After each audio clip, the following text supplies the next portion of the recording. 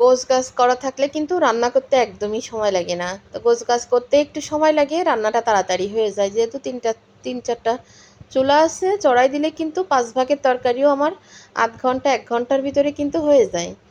তা আমি এইখানে মূলার তরকারি রান্না করলাম টাকি মাছ দিয়ে, শাক ভাজি করলাম, আর হচ্ছে মুরগি রান্না করব, ব্রয়লার মুরগি। তো ব্রয়লার মুরগি রান্না করতে গেলে কিন্তু একটু সব তরকারি জ্যান্ত মাছ বলেন, গরু বলেন, মুরগি বলেন, একটু চড়া ঝাল না দিলে কিন্তু ভালো লাগে না।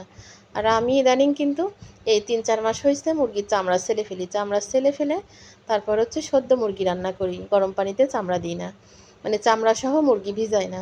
তো এইভাবে রান্না করে খেয়ে দেখতেছি কি ওই মুরগিতে কিন্তু সত্যি অনেক বেশি স্বাদ লাগে।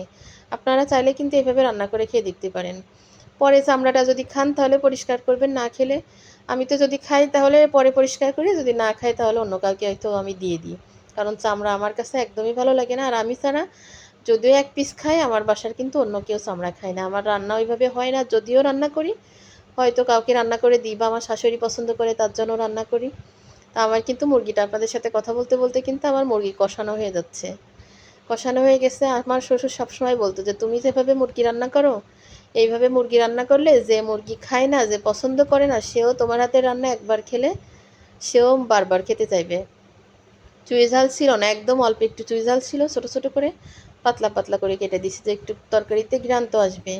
তো মুরগি সবসময় একদম মানে কষানোর যে কালার, সেই কালারটা না আসা পর্যন্ত কিন্তু কষাতেই হবে। আমার কিন্তু কালারটা চলে আসছে, এবার হচ্ছে ঝোলের পানি দিয়ে দেবো। ঝোলের পানি দেওয়ার আগে কলিজা খান দিয়ে দেবো। বড় মুরগির কলিজা কিন্তু সবসময় বড় হয়। এই মুরগিটা ছিল ৩ কেজি ৬০০ গ্রাম ছিল মুরগিটার ওজন। তো একটা রান আস্ত রেখে দিছি, যে আমার ভাইয়ের, ছোটো ভাইয়ের ছেলে আসছে আমার বাসায়, ওর জন্য। তো আসলে সময় দেয়নি, আসছে সকালে বিকালে চলে গেছে, তাড়াহুড়া করে আর কি রান্না করে খাওয়াবো।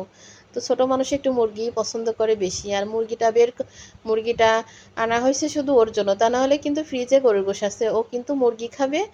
আর হচ্ছে মুরগি দিয়ে মোমো খাবে, পাস্তা খাবে। তা ওর জন্য কিন্তু এই মুরগিটা আনা, মোমো বানাই দেওয়া হয়েছে, পাস্তা রান্না করে দেওয়া হয়েছে। আসলে ছোট মানুষ বলেন আর বড় মানুষই বলেন, দু একজনের মুরগি কিন্তু অনেক বেশি পছন্দ থাকে।